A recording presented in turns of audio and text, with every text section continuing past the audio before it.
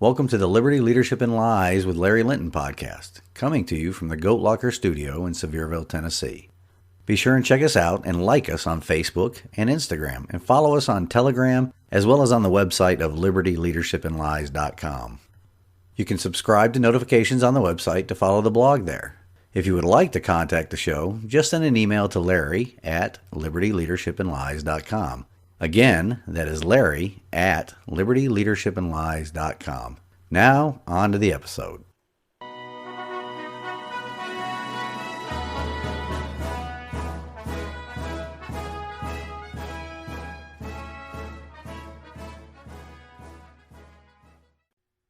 Of human events, it becomes necessary for one.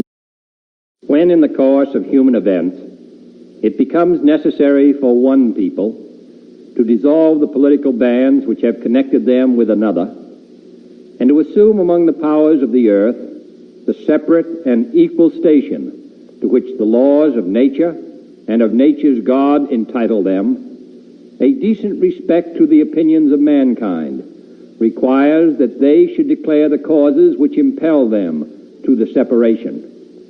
We hold these truths to be self-evident, that all men are created equal, that they are endowed by their Creator with certain unalienable rights, that among these are life, liberty, and the pursuit of happiness, that to secure these rights, governments are instituted among men, deriving their just powers from the consent of the governed, that whenever any form of government becomes destructive of these ends, it is the right of the people to alter or to abolish it, and to institute new government, laying its foundation on such principles and organizing its powers in such form as to them shall seem most likely to affect their safety and happiness. Prudence indeed will dictate that governments long established should not be changed for light and transient causes, and accordingly all experience hath shown that mankind are more disposed to suffer, while evils are sufferable, than to right themselves by abolishing the forms to which they are accustomed. But when a long train of abuses and usurpations, pursuing invariably the same object, evinces a design to reduce them under absolute despotism, it is their right, it is their duty, to throw off such government and to provide new gods for their future security.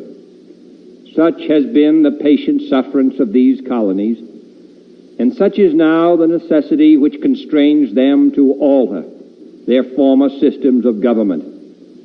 The history of the present King of Great Britain is a history of repeated injuries and usurpations, all having in direct object the establishment of an absolute tyranny over these states. To prove this, let facts be submitted to a candid world. He has refused his assent to laws, the most wholesome and necessary for the public good.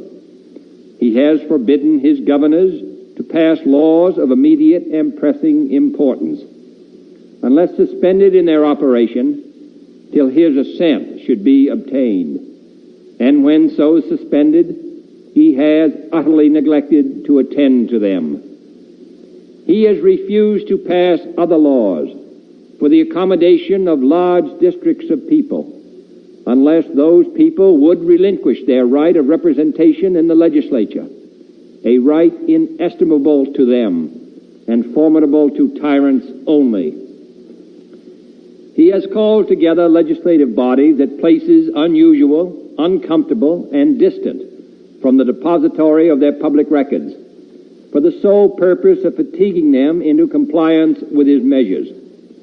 He has dissolved representative houses repeatedly for opposing with manly firmness his invasions on the rights of the people.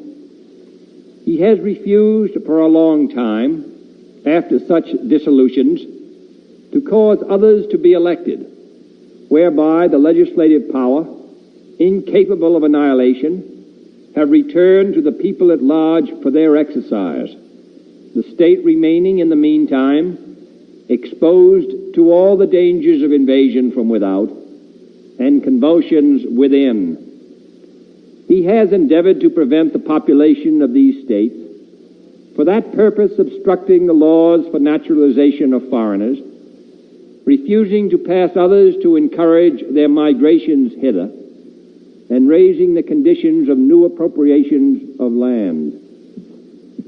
He has obstructed the administration of justice by refusing his assent to laws for establishing judiciary powers. He has made judges dependent on his will alone for the tenure of their offices and the amounts and payment of their salaries. He has erected a multitude of new offices and sent hither swarms of officers to harass our people and eat out their substance. He has kept among us, in times of peace, standing armies without the consent of our legislatures. He has affected to render the military independent of and superior to the civil power.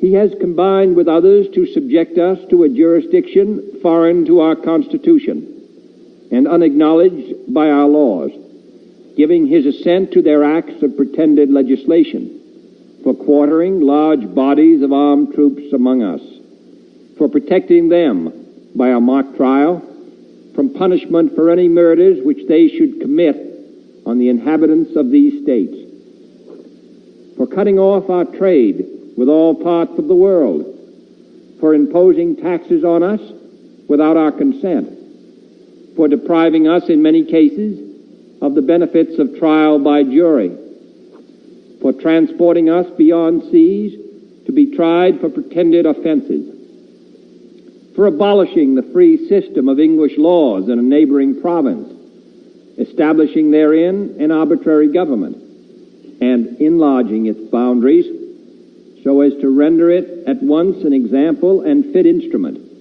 for introducing the same absolute rule into these colonies, for taking away our charters, abolishing our most valuable laws, and altering fundamentally the forms of our government, for suspending our own legislatures and declaring themselves invested with power to legislate for us in all cases whatsoever. He has abdicated government here by declaring us out of his protection and waging war against us. He has plundered our seas, ravaged our coasts, burned our towns, and destroyed the lives of our people.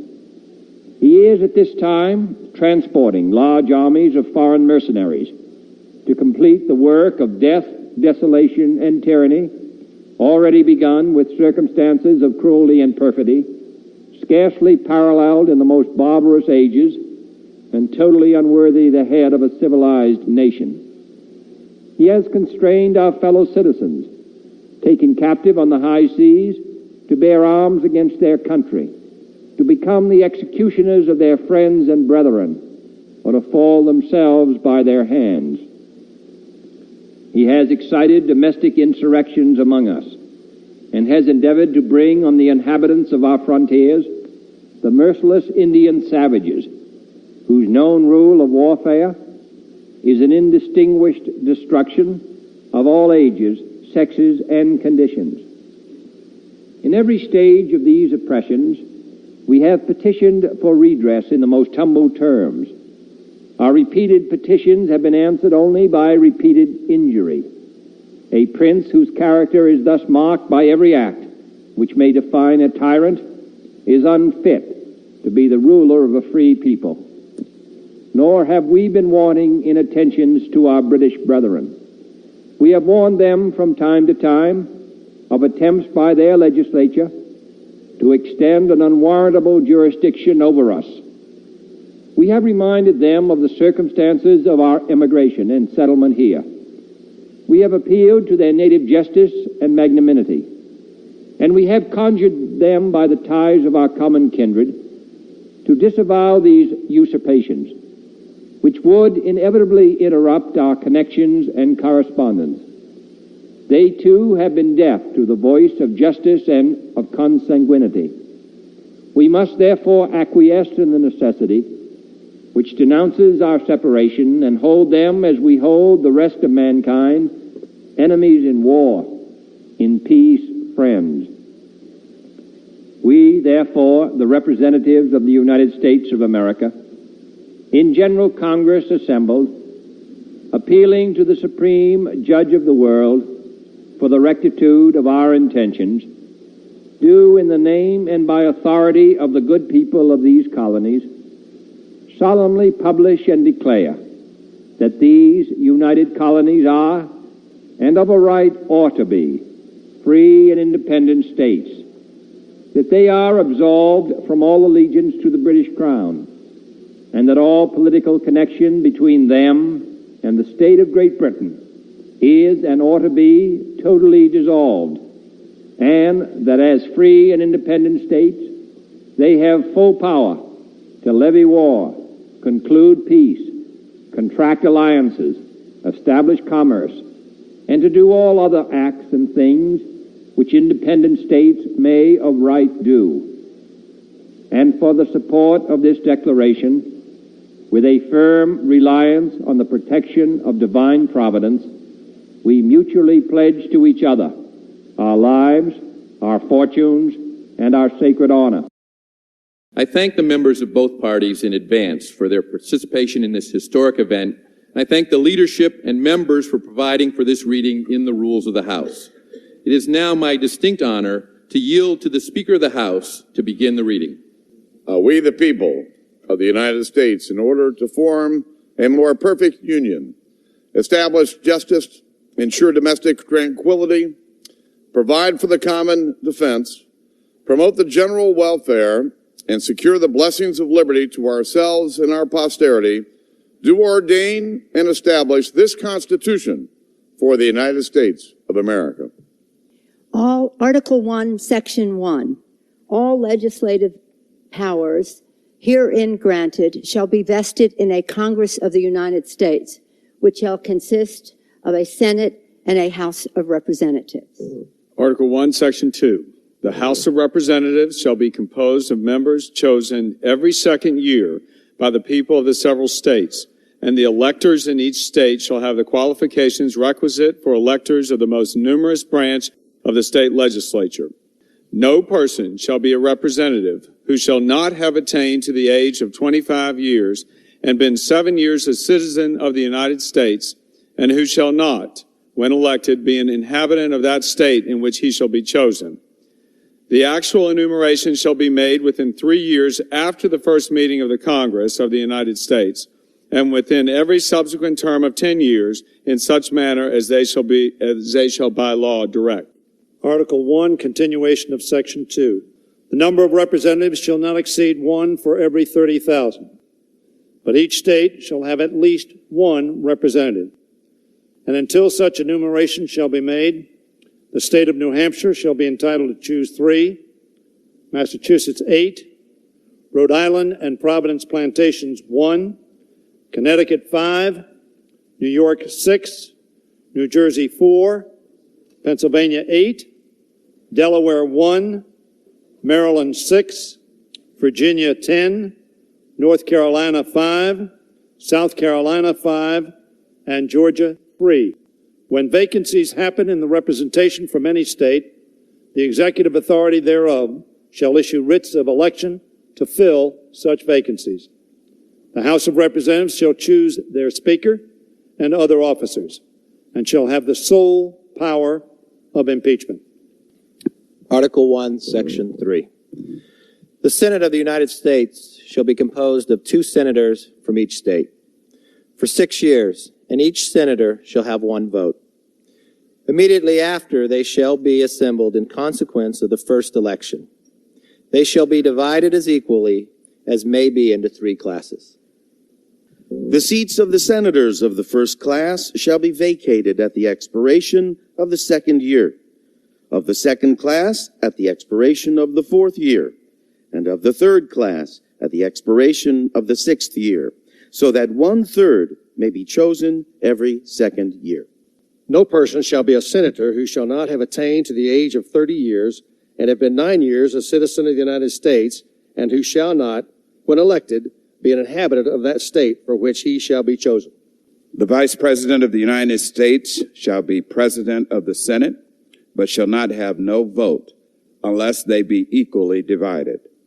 The Senate shall choose their other officers and also a President pro tempore.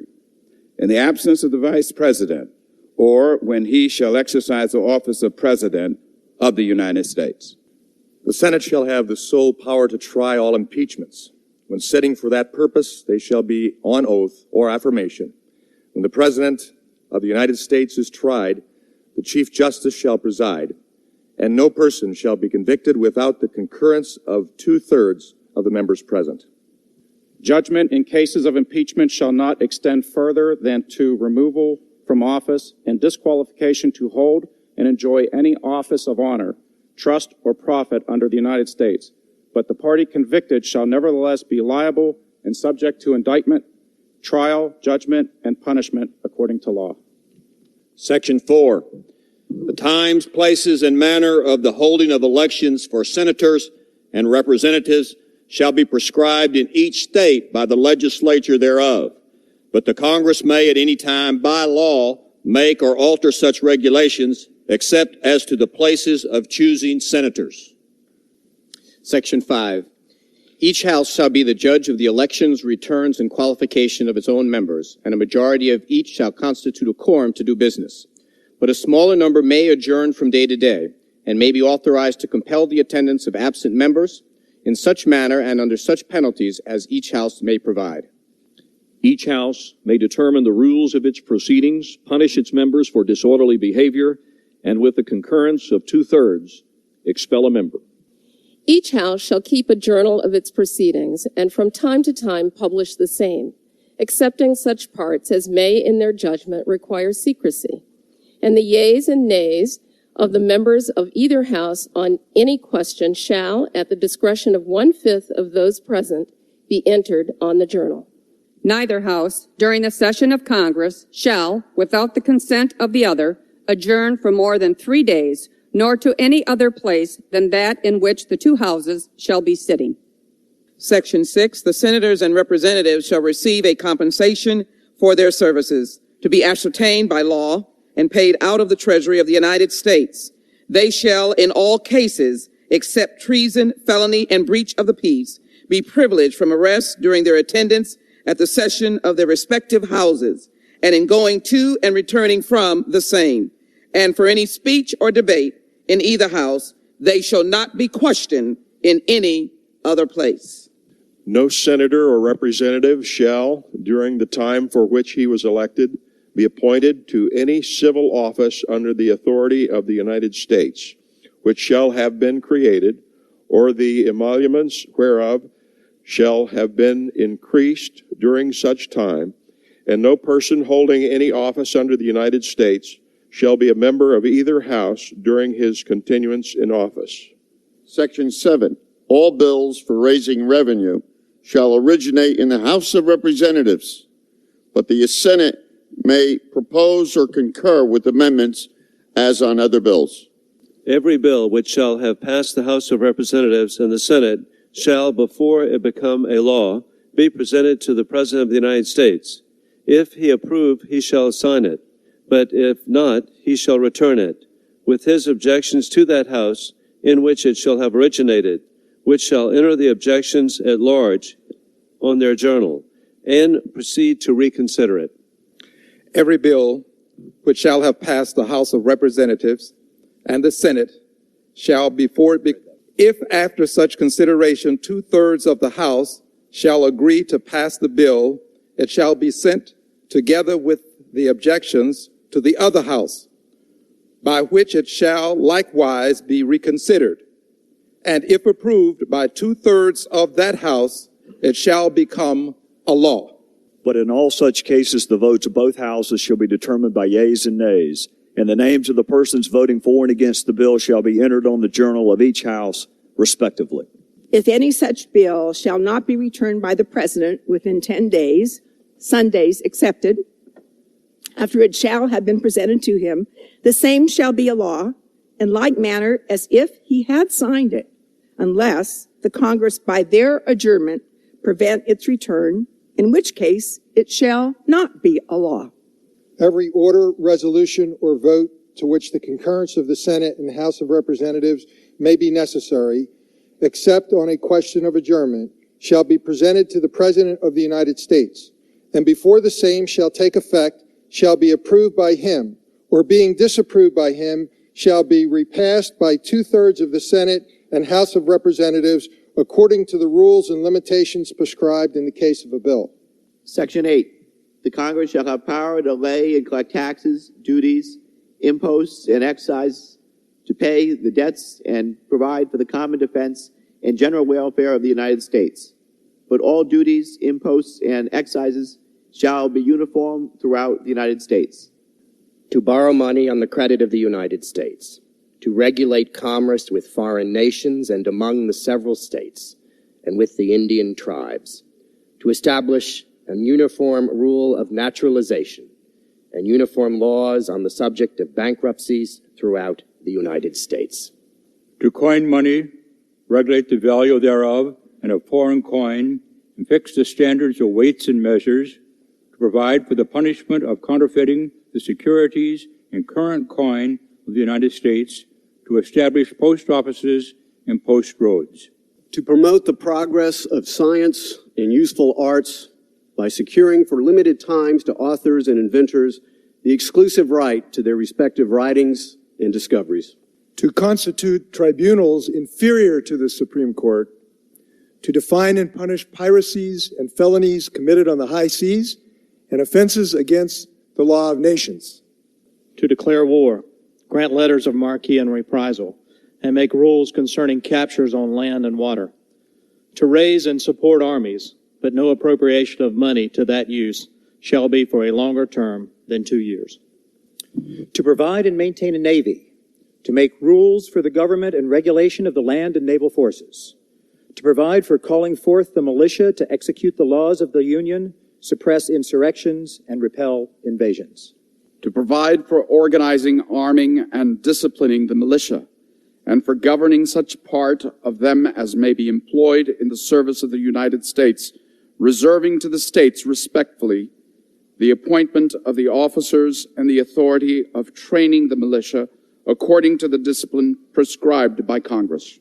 To exercise exclusive legislation in all cases whatsoever over such district, not exceeding 10 miles square, as may, by succession of particular states, and the acceptance of Congress, become the seat of government of the United States, and to exercise like authority over all places purchased by the consent of the legislature of the state in which the same shall be, for the erection of forts, magazines, arsenals, dockyards, and other needful buildings. And to make all laws which shall be necessary and proper for carrying into execution the foregoing powers and all other powers vested by this Constitution in the government of the United States or in any department or office thereof. Section 9. The migration or importation of such persons as any of the states now existing shall think proper to admit shall not be prohibited by the Congress prior to the year 1808, but a tax or duty may be imposed on such importation not exceeding $10 for each person. The privilege of writ of habeas corpus shall not be suspended unless when in cases of rebellion or invasion the public safety may require it. No bill of attainder or ex post facto law shall be passed. No capitation or other direct tax shall be laid unless in proportion to the census or enumeration herein before directed to be taken. No tax or duty shall be laid on articles exported from any state. No preference shall be given by any regulation of commerce or revenue to the ports of one state over those of another, nor shall vessels bound to or from one state be obligated to enter, clear, or pay duties to another. No money shall be drawn from the Treasury, but in consequence of appropriations made by law. In a regular statement and account of the receipts and expenditures of all public money shall be published from time to time. No title of nobility shall be granted by the United States, and no person holding any office or profit or trust under them shall, without the consent of the Congress, accept of any present, emolument, office, or title of any kind whatever, from any king, prince, or foreign state. No state shall enter into any treaty, alliance, or consideration, grant letters of marque and reprisal, coin money, emit bills of credit, make anything but gold and silver coin a tender in payment of debts, pass any bill of a tender ex post facto law, or law impairing the obligation of contracts, or grant any title of nobility. No state shall, without the consent of the Congress, lay any imposts or duties on imports or exports, except what may be absolutely necessary for executing its inspection laws. And the net produce of all duties and imposts laid by any state on imports or exports shall be for the use of the Treasury of the United States, and all such laws shall be subject to the revision and control of the Congress. No state shall, without the consent of Congress, lay any duty of tonnage, keep troops or ships of war in time of peace, enter into any agreement or compact with another state or with a foreign power, or engage in war unless actually invaded or in such imminent danger as will not admit to delay. Article 2, Section 1. The executive power shall be vested in a President of the United States of America. He shall hold his office during a term of 4 years, and together with the Vice President, chosen for the same term, be elected as follows.